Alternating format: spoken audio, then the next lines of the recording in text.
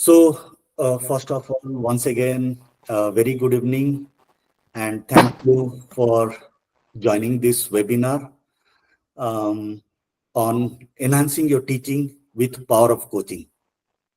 We will see like what are the difference between teaching and coaching, and this is coming from an initiative which I normally announce every Teachers' Day starting from last year.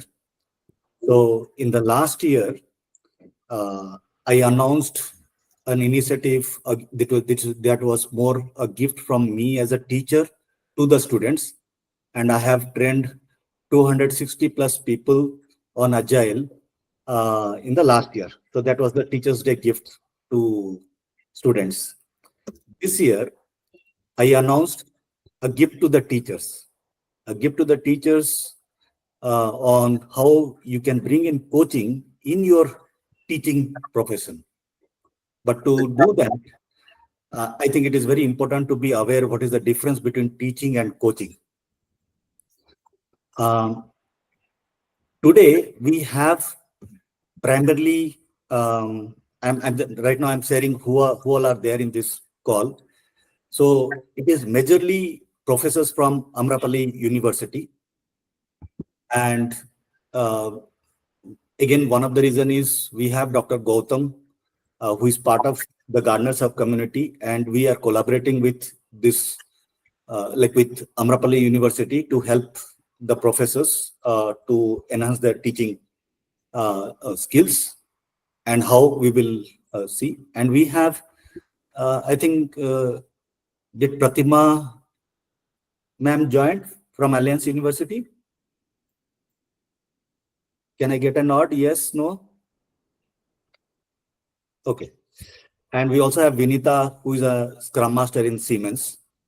So here, this session is primarily for people if you are into teaching. And this is an open session, not only limited to Amrapali University. And I would like to thank Dr. Gautam, who is very thoughtful about his professors with whom he is working and initiating this, because along with my personal goal, there is a community which is called the Gardner Sub Professional Coaches Community. We also have an initiative to support teachers who can coach. So Dr. Gautam took this initiative and has connected us with all of you. So thank you, Dr. Gautam. And I also have... My pleasure, sir. Yeah. And I also have Gulab Rai and Sadia, who are part of the Gardner Sub Professional Coaches community, who would be supporting in this initiative. There are other coaches who would be also supporting. We will share all those details later with you people. Okay. Introduction. I am Raj Kumar Sau. You can call me Raj. I am a life and leadership coach. I have been into this in this industry for 26 plus years. I have personally coached 350 plus individuals and mentored them. And I have by now have trained 3,000 plus people in agile and leadership topics. I'm an ICF, International Coaching Federation certified coach. And I have been fortunate to work with multiple organizations, and more importantly, with great people in this organization, because of which I'm here where I'm here today. Also, a little bit about the Gardner Hub. We enable personal and professional growth of clients like you all who have joined this call from the university, from the different areas. And we also help coaches like Sadia, Gulabre, and many others. We also help coaches in their personal and professional growth.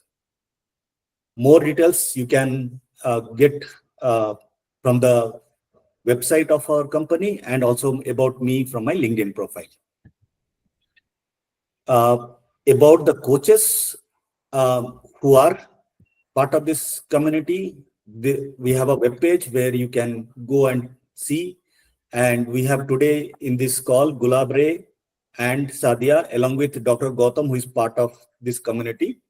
And this, I'm really happy to have as have been associated with so many esteemed professionals who are ready to help people in their growth.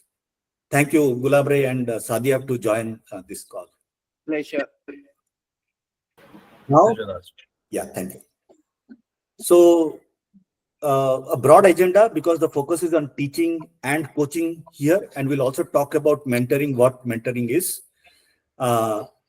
So we'll start with the what is teaching, what is coaching, what are the different coaching areas. Then we'll also see why we should get into coaching.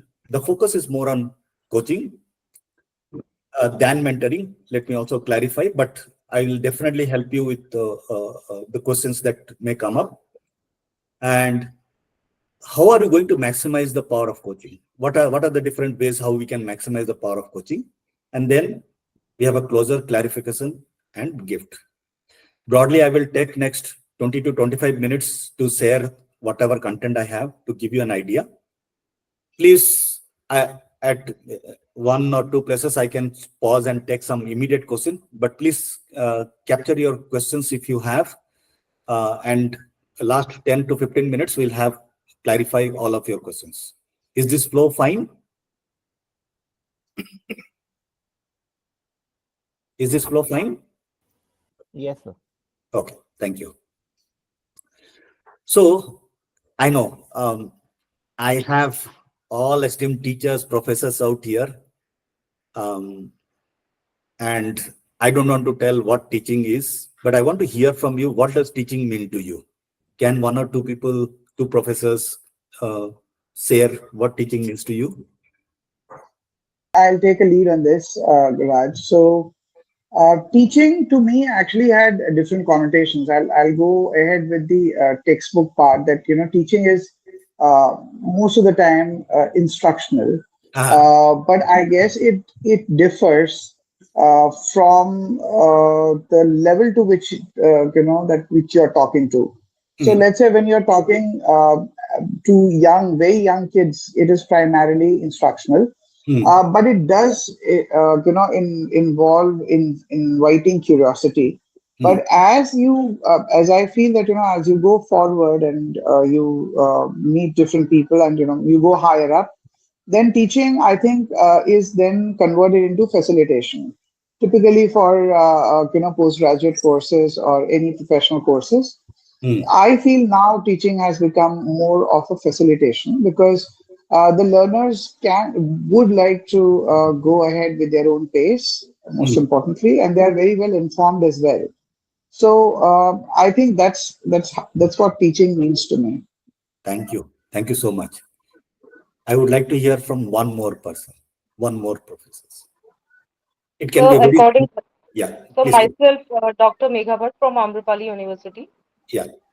For me, so in a single word, I can say that it will be a all-round development for a person. Yeah, all-round development of a person. Yeah. Okay. Thank you so much. Thank you. So, it will be unfair if I start giving my own definition. So I took help of my virtual assistant ChatGPT, and ChatGPT gave me this standard definition, which I think Dr. Gautam also said.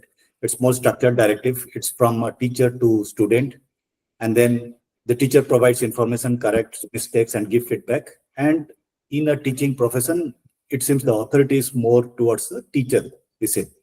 And I know things are changing, and that is where Dr. Gautam said we are moving into more facilitation. So once you, with time, you need to move to more facilitation. And I'm also going to tell how facilitation is different than teaching, coaching, and mentoring. So now, while you have heard about teaching, what is coaching? Anyone wants to? I love interactive sessions, so that's why I'm asking this question, so that it's not more of a monotonous that okay, I keep on talking. So can I get some answers? What does coaching mean now that you have heard teaching? And if coaching and teaching means same to you, then please also share with that. There is no right or wrong answer. Sir, it may be recognizing differences among the students. Recognizing differences between the students, okay. So, giving personal individual attention means where the coach is like a kind of like person who is giving individual attention according to the individual differences, individually Okay. guiding the individuals. Guiding the individuals. Any other views? Please start with your name. Uh, may I, sir? Yeah, please, please. In my opinion, when we are talking about the teaching, it talks about basically imparting the knowledge. Whereas coaching talks about that the people, those who have the skills, how they are actually utilizing their skills. Teaching them how to utilize their skills is actually the coaching. Motivating them to flaunt their skills they do have.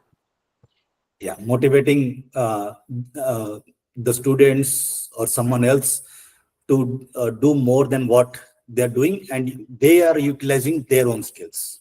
Exactly. Okay, good. Thank you. Thank you. So, this gentleman is John Whitmore. He was a British racing driver, and he was an executive coach and author of multiple books. He has got Lifetime Achievement Award from International Association of Coaching in 2013. And out of multiple books, there is one bestseller that is called Coaching for Performance.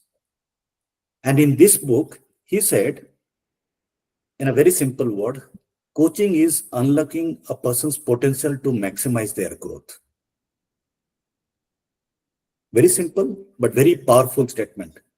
And I think that definition about, okay, we help individuals to identify their skills, motivate them. So that connects, or that more resonates to this particular statement. You know, we all have a potential,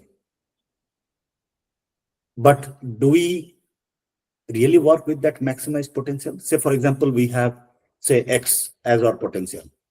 Do we work at X? Can I get some responses? Do each one of us just reflect at yourself?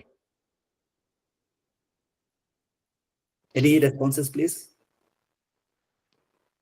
So sometimes the person may not know that what kind Yeah. of skill he's having. So it needed to be told. Okay. So It, what I'm getting is the answer is no, and maybe because I'm not aware what my potential is. yes, Correct? awareness. Yes, Yeah. the need is Awareness. there for awareness. Yeah.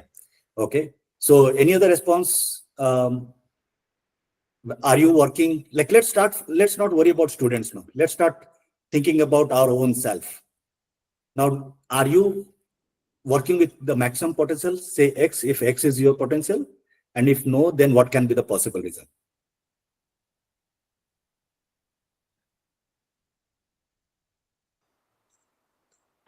There's no right, as I said, there is no right, just attempt, because we are here to learn from it. Anyone else wants to give a try? Yeah, please. So we are not working to the full of our potential. There could be multiple reasons behind. Either we don't have the intrinsic motivation, and there could be a possibility that situation or the surroundings are not supporting us. Or otherwise, probably we are actually in a status quo. We don't want to work more. We are lazy, actually. Yeah. May I know your name, please? Dr. Deepika Joshi. Thank you. So the last one actually clicked me. Maybe we want to stay in the status quo. Basically, we want to stay in our comfort zone. Right? So, yeah. So these are some of the good reasons. So basically, one, we don't want to change. We are very comfortable in a particular place. And this is how we have been doing for multiple years. So let me continue doing this. This can be one possible reason. Second, our limited belief. I may not be able to do this. That can be that, and maybe from your past experience, you have failed somewhere, and that you have taken for granted that, okay, I cannot do this anytime from your experiences. So that experience has created some limited belief in you. So you need to overcome that. You have to re-attempt that to see that, okay, whether I have that maximum I can use my maximum potential. Another thing is, okay, because you have failed, you don't want to fail anymore. So that fear of failure, that is also stopping you to use the maximum potential. So there are multiple reasons why you don't do that. So moving ahead, when you get into a coaching area, you like each one of us, we have two, like we have two sides of a coin. We have two sides in our life. One is personal, the other one is professional. So in the personal side, when you get into to find out, okay, where can I improve, or which potential I want to focus on, maybe in the personal life, we have our relationship with our spouse, our students, our relatives, my own health, my limiting beliefs from my past experience. Can I do something? Quality time with family, or my life purpose. So some examples on the personal side, when you are trying to maximize the potential of yourself, these are some of the areas which you can think about. And on the personal side, you have this career. I'm stuck somewhere, or I'm not able to grow. Second, I'm not able to manage my time or my work. I'm having trouble trusting people, my students, my peer professors, my seniors in my organization, institute. Some work frustration. Oh, I'm doing every time and I'm not able to succeed. I've got frustrated. I want to come out of this state. Some who are like approaching the retirement age. Okay, what do I do after retirement? Can I start thinking of it? You need clarity around this. And there are many more topics. This is a sample. So these are the different areas where you can think about maximizing your potential. I want to also clarify what is not coaching. If you are providing solutions, then it is not coaching.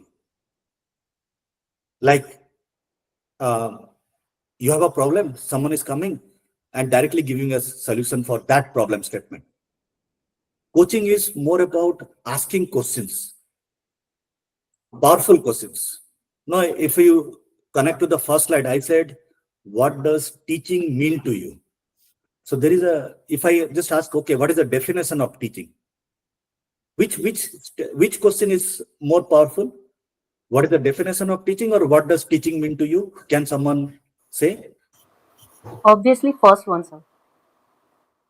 Which is more. Sorry. Yeah. What is teaching to us? Yeah, teaching mean to you. Yeah. You meant that, right? Yeah. See, because everyone could have a different version of correct. definition. Yeah. Correct. And it is, what is teaching? Like for me, teaching is my passion today. I can answer in this way, right? So when you ask this teaching, what does teaching mean to you? You will get different responses. But what is teaching? You may get a standard definition from everyone. And even ChatGPT also gave a standard definition. Okay. So the usage of this powerful question in coaching is the key. And I will show you some examples of powerful coaching, and we'll also talk about more powerful coaching. So a coach never gives a solution. That is point number one. And if someone is providing a solution, he or she is called as a consultant, or he is consulting. A mentoring. So if you are sharing guidance, if you are giving advice, then it is mentoring. It is not coaching. So coaching is different than consulting. Coaching is different than mentoring. And we have already spoken about teaching. I will not repeat it. It is also not a treatment. So when we say, okay, I want to maximize my potential, is it a disease? Is it a sickness? No.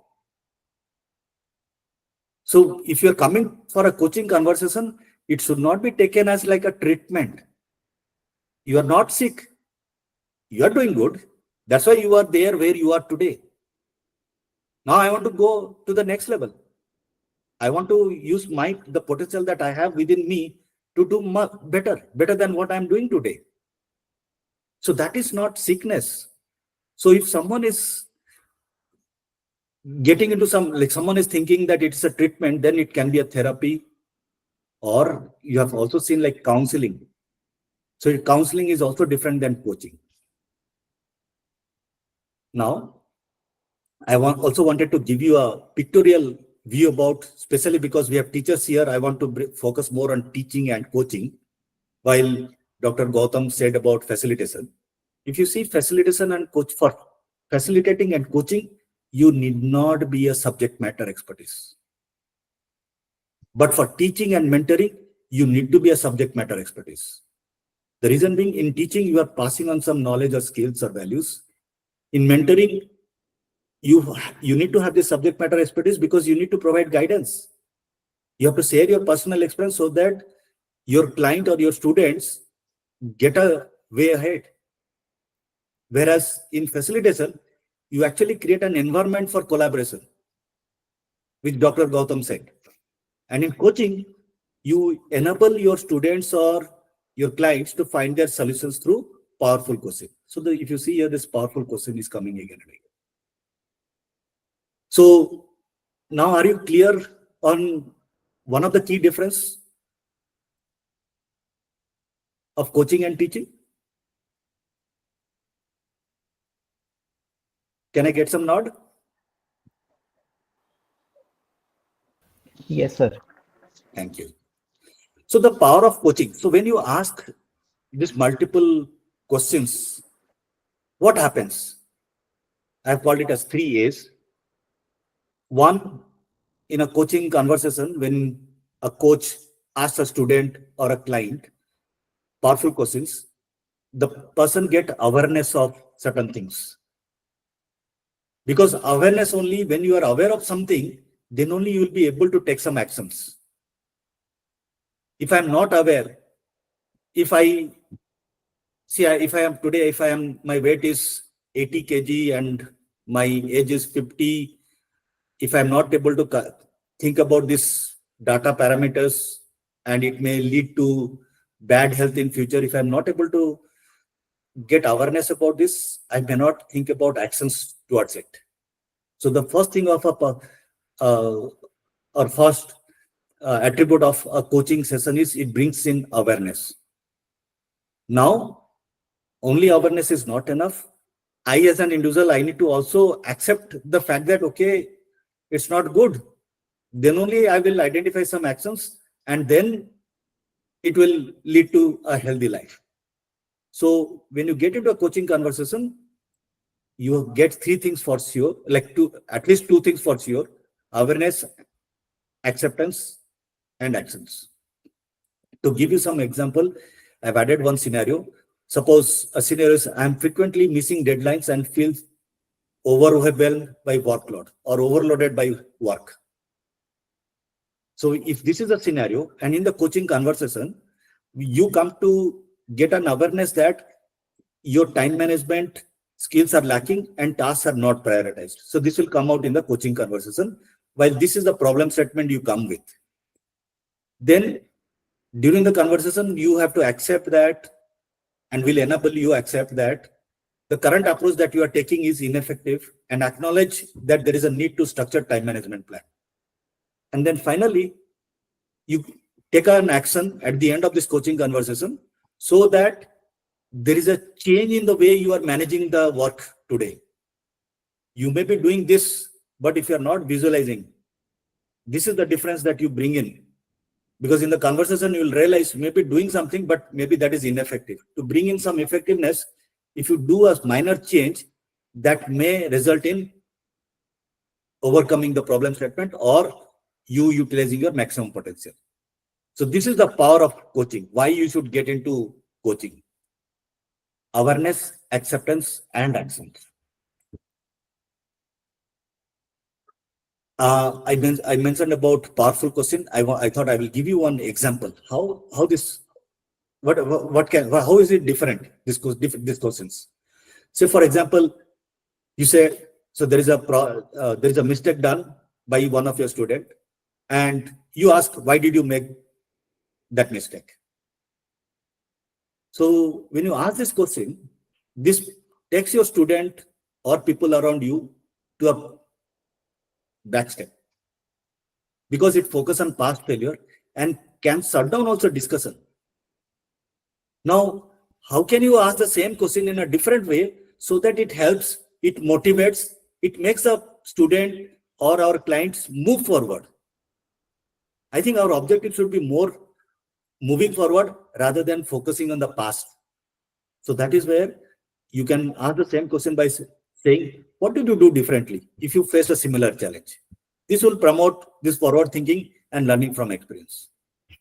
I just gave you one example of powerful question. I'll take a pause. Okay, before that. So basically what the whole expectation is, you should move from why question to what question, because this will trigger more of thinking, thought process. Because when you ask a why question, you make people shut down, or you start creating some, like it shows judgmental views of the coach or the person who is asking this why question. I'll take a pause. Any questions so far? Yes, sir. I have a question.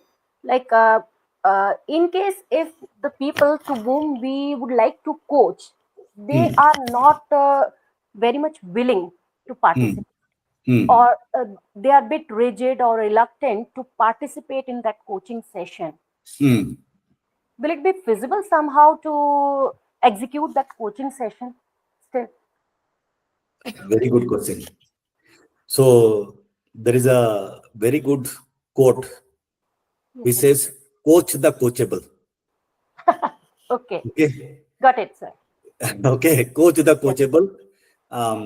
See, I will also tell you, like in the upcoming slides, if you are coming for a coaching conversation with us, what do we expect from you? Okay, I think that would also clarify, add to your question. When I'm getting into coaching, what can I expect from my student, my client who is coming for a coaching? so coaching is something that is actually is being demanded by the students. It's not something which is being Correct. initiated by we Yeah, people correct. as coaches. Correct. Okay. Correct. Got it. Correct. Correct. See, most of you are here because you want to. We wanted to be coached on Yes. certain Yes. topics. We were Yes. looking for the mentors. Yeah. Got it. Correct. Correct. Fine. Now, anything that we do, we should always start why. Why should I do this? What is the benefit for me? What is in it for me? Right? For everything that we do. If you are spending time here in this 1 year, 1 hour, then what is that I'm getting out of it? So, anyone knows what is ROI? That's return on investment, sir. Return on investment. Anyone knows what is roti? Apart from our chapati roti? Return on time investment. Return on time. Who said this? Hema. Hema. Okay, thanks. So, you are spending this 1 hour. Are you getting any return on the time that you're investing? I think we should all focus on this roti for anything and everything that we do. See, some places you put in money, you look at return on investment. But some places you don't spend money, but you spend time. And how do you evaluate that? So that is called a roti.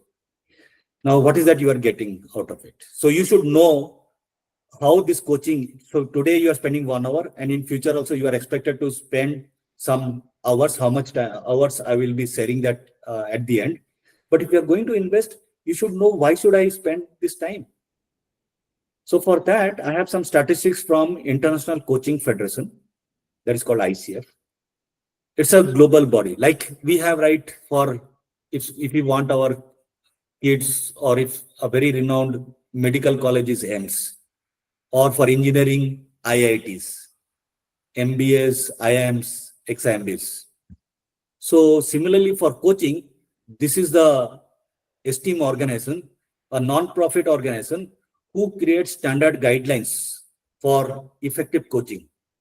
And I mentioned you, right? I'm an ICF certified coach. So I have undergone some training and got certified from this organization. And few people from our community, they're either trained or they have certified, they're in the journey of the certification.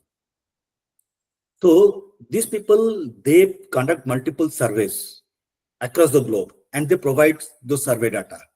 So I want to share their survey results rather than telling what coaching gives from my point of view or my community point of view.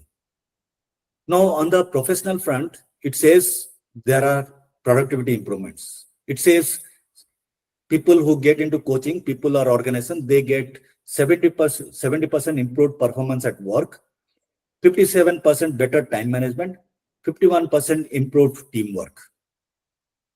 And on the personal side, people get benefited by having more self-confidence and greater satisfaction. They have 80% higher self-esteem, 72% improved communication skill, 73% better relationship. And when work and our personal life will get benefit, our work-life balance also improves by 67%. Now tell me anyone in this group, in this session, would not like to see this kind of statistics for your own self? Anyone?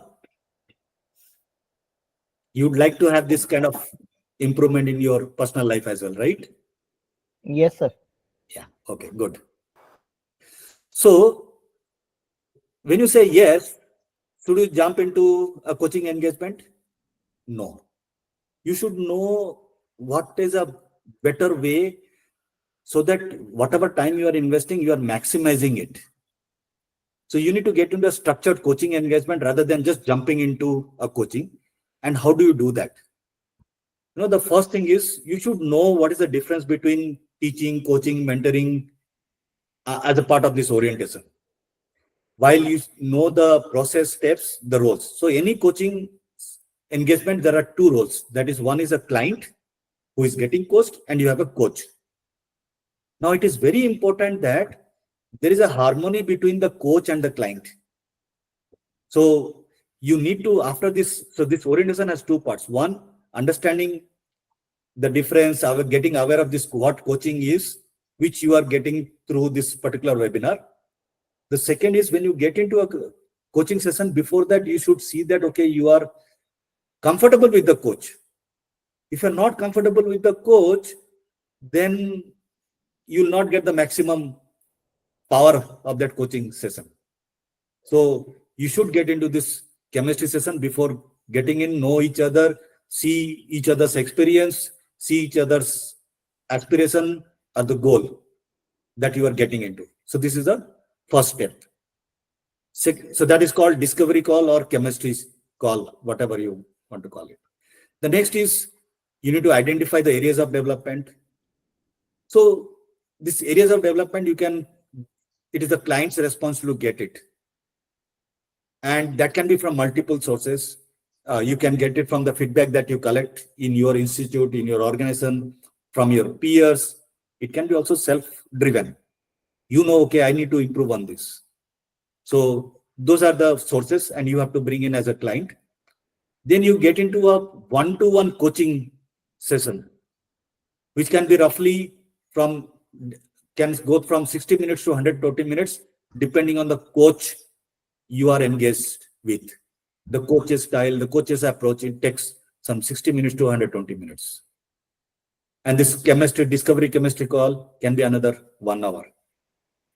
So once you have done this, you'll have awareness, you'll have acceptance, and there will be some actions coming out. So those actions are ideally expected to be implemented in the next 3 to 4 weeks. And it should be a commitment from the client. And post to that, after 3 to 4 weeks, you get into a review session where the client says, okay, what he or she has done and what impact it has made. And depending on how it has helped both the coach and client, the client can continue having multiple coaching sessions. And then it can be 3 months, 6 months, 12 months engagement. And then finally, you have an end of engagement review. So this is a structured approach of getting into a coaching engagement. for yourself, and if you plan to be a coach, then this can be one of the structured approach. Now, this is what I was referring to, that this slide will help you understand what are the key expressions from the client as well as the coach, not only client. The first thing is the client is expected to bring in clear goals, what he or she wants to focus on or improve. Second, confidentiality. There has to be a high level of confidentiality between the coach and client, so that the client opens up and shares what he or she wants to do. So, because most of you are from Amrapali University, and we also have a tie-up between the Gardeners of Community of Practice and Amrapali University, I want to call out, while Dr. Gautam initiated and thought about each one of you, any conversation, suppose you are coming a coaching session with me, any conversation between you and me will be kept confidential. No matter what the association is with between me and Dr. Gautam, I'm not going to share as a coach. In fact, because I am an ICF certified professional, we are abide by code of ethics that we need to keep our clients' information confidential. And if you come to know that I have shared your information to Dr. Gautam, you as a client have a right to write to the ICF, and my credential, my certification will go away. So that is the kind of confidentiality I want to call out when all of you professors who have signed up for this webinar and Dr. Gautam is here, so that we have a fair expectation. Sorry, Yeah. Dr. Deepika has some question. Yeah, please. Sir, I have a question. In step 1, you're saying that the person who's coming for a coaching session need to have a clear goal. What if a client comes in and he or she is actually not clear as to what kind of improvements are required? As a coach, is it the responsibility of coaches to help them identifying their goals? We can definitely help. Okay. Say, for example, I will bring in on a wheel. Okay. Okay. And I will say, in your life, you have career, you have health, you have your financial stuff, you have your relationship. And I'll just simply ask you, where are you in each of these areas in a scale of 1 to 10? So, this question I've asked as a client. In case if I'm coming for a coaching, and after spending even around 2 decades in academia, still I think that there is scope of improvement, but I don't know exactly as to what areas I need to focus on. So I can say that my vision is or my goals are not very much clear to me. So we can, so you can also get into a session to understand your vision and goals as a coaching session. Okay, fine. So we'll be getting help in yes. aspect. But, again, we will be asking you questions which you'll be answering. Okay. And which will help you get your own goal. We are not going to tell you this should be your goal. Fine, sir. Fine. Means digging out the information will actually lead us towards. Got it, sir. Raj, can I add? Yeah, please. Deepika, and for the rest, I mean, I feel, and I'm speaking for Raj, when he says that you have a goal clarity, it is just about your goal, what you're looking to derive out of the coaching process. That you need to clear. So you want self-improvement, you want whatever. Okay. I mean, all the exploration happens during the coaching only. You can join the coaching and you can begin with an open slate. It generally talks about, so what is it that you are going to discuss? Of course, you have to decide what is it, why you are there for, what is it that you want to discuss. Rest of the exploration happens during the entire process itself. Fine. Got it, sir. And your statement can be, I am not clear what I want to do next. So that can be a statement to get into the coaching session as well. Okay. Thank you, sir. Okay. Thanks for clarifying. Yeah. So we also try to, as a coach, we also try to create a safe and non-judgmental space for client, because we believe that each individual is unique. Your values and my values are different. Your like you have grown up in a particular environment, I have grown in a particular environment. Suppose I am a non-vegetarian and you are a vegetarian. So, or a vegetarian person cannot say that, okay, a non-vegetarian person are not good. Because non-vegetarian people have grown up in their own environment, a vegetarian person have grown in their environment. So we all are unique. We don't create any judgment, opinion about when a client says. We try to just stay neutral. So that is where this coaching works. Second, a client and coach both needs to be having patience, because changes, so this limiting beliefs or values or this thing thought process, it takes time. So you need to have patience for this change to happen. And the accountability lies on the client, and this is where I was saying, like, coach the coachable. If the client is not accountable, is not willing to do anything, this coaching will not work. So if any of you are signing up for the next stages, you should have a commitment to yourself to do something in your own space, improve on your stuff. What coaches will do is they will become your accountable partner, but not own the accountability. So these are some guidelines which you can also think through when you are taking up a coaching, you wear a coaching hat. And this slide is also talking about like how you as a teacher, professor can maximize the power of coaching. You know, the first thing that you need to focus is like, okay, are you aware what is the difference between teaching and coaching?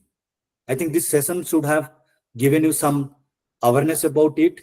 And once you get into the second step where you actually personally experience a coaching conversation, you will be more ingrained with this, what is the difference between teaching and coaching. Second, applying it in your profession, you use the right hat, right time. You can be a teacher, you can be a coach or a mentor. Which hat you are operating at, you should be aware of. And to be aware of, you need to reflect consciously at regular interval. And in fact, on a daily basis, you just like look through what you have done today. Did you ask a powerful question today to any of your students? How did that help? In my other avatar of like a teacher, without knowing what is the difference between teaching and coaching, what I would have asked. Then finally inspect and adapt based on your reflection. So this is a special slide I created for this group, because the focus is the personas here are all teachers, professors. Now, a few more slides before I take up open questions. Just wanted to share some of my clients who brought in these topics, which will also give you some idea about what areas you can also think about. So a working professional said, I feel I'm stuck in my current role. I'm not able to move. I'm there for last 5 years. A working mother said, I feel guilty that I'm unable to provide enough time to my family. A freelancer who's trying to set up his own startup said, I want to create my own brand and professional presence. A professor said, I am unable to balance my teaching and research responsibilities. I have both of this work to be done, but how can I balance my teaching? How do I spend time? I want to get my PhD done. I'm not able to proceed further. I'm stuck. I want to improve my relation with my parents. A student said, so I have students as my client, and I feel I'm moving away from them, because the student said, whenever my parents see me, they ask me about my academics. Now I don't love academics, so I started hiding myself from my parents. A person who is close to the retirement age said, okay, I want to explore what I should do post-retirement. He wanted some clarity for himself. Another professional said, I get respect at work, but I don't get the same respect at home. So these are real-time scenarios where my clients have come in and said this, and this doesn't tell you that, okay, I am great in all of these subjects. This doesn't mean that, okay, I'm expert in branding and making my professional presence. I'm not an expert. What I use is the powerful questions to help them find out their own solutions for themselves. Some testimonials for this from my clients, which is available in LinkedIn. One lady said, I have got understanding about myself and my career is way deeper now. So got a lot of awareness. Got my findings which unfolded during the coaching conversations were eye-opener to myself. Another client said, truly made positive impact on my journey towards personal and professional growth. This person acted and that action helped her move forward.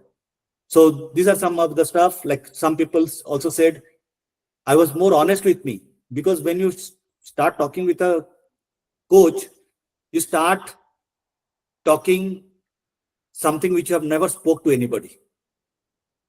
And because as a part of this, we get into some actions writing, or you define a goal which you start writing by yourself, you get more clarity. And with conversation, you become more self. And in some places, I think a working mother said, okay, I think I did. She was a doctor, like medical doctor by profession. And she said, I have not done enough for my kids when they were young. I'm feeling guilty. Then at the end of the coaching conversation, she realized that she did the best that she could do at that point of her career. And post to your conversation, our conversation, your story can also get added here. Coach word we have heard more in sports, and where a specialized coach is helping players of a particular sport to achieve that specific goal, either in hockey coach or cricket coach. So my question is, which approach is more holistic in nature, either coaching or mentoring, and what is the difference between these two, and which approach we adopt for our students to coach them or to mentor them? Okay, as I said, coaching, mentoring, teaching, counseling, these are all different things. Okay, by role. So these are roles. One person can play multiple roles. Okay, so you can be a teacher, you can be a coach, you can be a mentor. Especially the sports coach that we have seen, that is coaching plus. So it is, they are mentors. They are sometimes also provide some solutions, consultants as well. So that's a all-rounder, like while the title is coach, but I am going to refer what definition the International Coaching Federation says about coaching. Okay. And you have to play all of these roles to bring a holistic improvement of your students. But you should be knowing what is the difference between teaching, coaching, and mentoring. As I showed you, right? A coach, like I'm a coach today. Now if I have to coach you, do I need to be a educator? Not really. You are expert in your own area. So you are coming from faculty of, I think, management and commerce, right? Yes. So do I need to be an expert there? No, I don't need to be. A coach need not be a subject matter expert. But if you look at the role of that sports coach, they expect someone from that background. Yes. And even in our past also, we have seen, okay, I am going for IIT coaching, right? Yeah. So that is why this session is to help understand what actually coaching is. And if you can, now that you are aware, you can apply it in the right place. Like in your daily, like when you are so during your teaching session, one of the student asks you some question. Okay.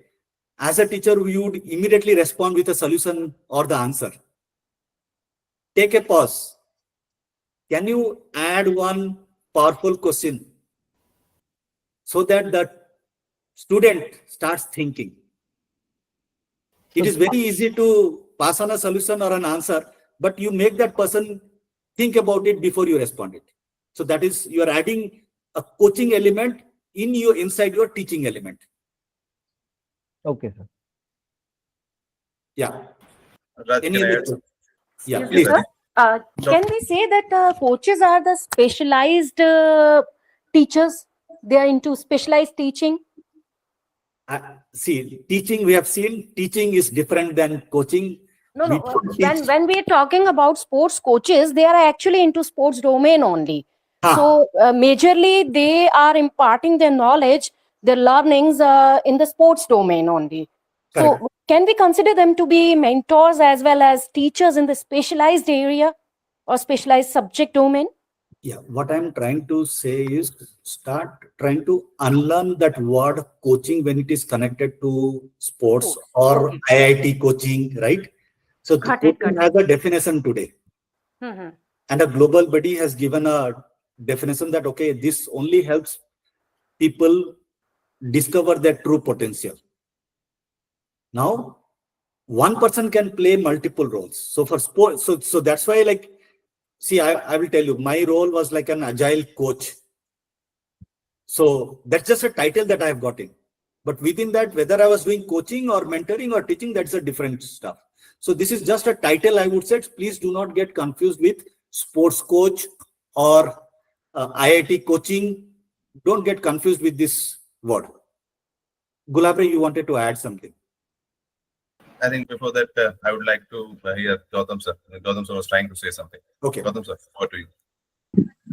Yeah, I just wanted to add because I can understand the question that is coming from the HR parlance. People from the HR parlance are given this definition between coaching and mentoring. That coaching is typically in HR parlance is bridging the performance gap. So you are passing on specific instructions there, and that's how the example given are sports coach. But I would just say that these are labels. So in from that point of view, when you talk about sports coach, that definition is applicable. That a sports coach or a coach which is clearly hired to bridge the gap in the performance would do this act. Whereas professional coaching, as Raj is defining, is not about bridging performance gap. It is just helping you to discover the best out of yourself. So the assumption is that all the people, all the coaches have got all the answers. And the only role of a coach is to ask the right questions so that the answer is unearthed from you by you. Coach is merely a facilitator. If I have to ask you, the roti, you have spent almost 1 hour, 10 minutes by now. So roti is return on time invested. So in a scale of 1 to 5, where do you want to, like, what benefit you have got? Can you just put your number in the chat, and also, or maybe you can voice over? In a scale of 1 to 5, 5 being high, what is your roti, return on Sir, time invested? if you can expand that scale, I would definitely mark 10 over there. Okay. Reason being, this session has clarified most of the queries we were having. These blurred lines were not clear to us actually.